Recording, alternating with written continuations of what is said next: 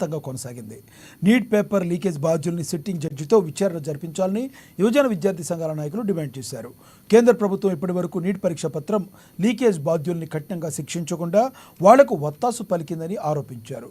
ఎందరో పేద గ్రామీణ విద్యార్థులు కష్టపడి చదువుకున్న చదువు వృధా అయిందన్నారు. కేంద్ర ప్రభుత్వం కార్పొరేట్ శక్తులకు అండగా నిలుస్తుందే తప్ప విద్యార్థుల పట్ల చిత్తశుద్ధి లేదని మండిపడ్డారు. కేంద్ర ప్రభుత్వం ఇప్పటికైనా నీట్ పరీక్షా పత్ర లీకేజ్ బాధ్యుల్ని గుర్తించి వెంటనే విచారణ జరపకపోతే ముందు ఉద్యమం మరింత ఉధృతం చేస్తామని హెచ్చరించారు.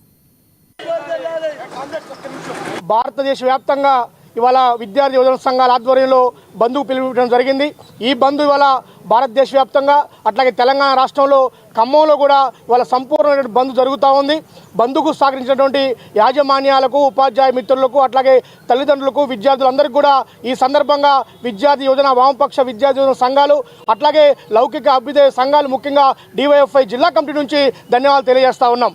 మిత్రులారా, పెద్దలారా, ఈరోజు ఇవాళ ఈ బంద్కు సంబంధించి ప్రధానంగా మేము ఇచ్చినటువంటి బంద్కు పిలిపించిన కారణం ఏంటంటే ఇవాళ నీట్ ఎగ్జామ్కి సంబంధించి పేపర్ లీక్ అయింది. ఇవాళ అత్యంత దురదృష్టకరమైన సంఘటన ఈ భారతదేశంలో జరుగుతూ ఉంది. ఇవాళ ఎవరైతే పేద విద్యార్థులు, మధ్యతరగతి విద్యార్థులు కష్టపడి చదువుతూ ఉన్నారో ఇవాళ ఉన్నత విద్య అందం దాక్షిగా మారిన సందర్భంలో ఇవాళ అట్లాంటి ఉన్నత విద్యలో పేపర్ లీకేలు జరుగుతూ ఉన్నాయి. ఇది ఒకటోసారి కాదు, రెండోసారి కాదు, దాదాపుగా మొత్తం దేశవ్యాప్తంగా 56 సార్లుగా ఇవాళ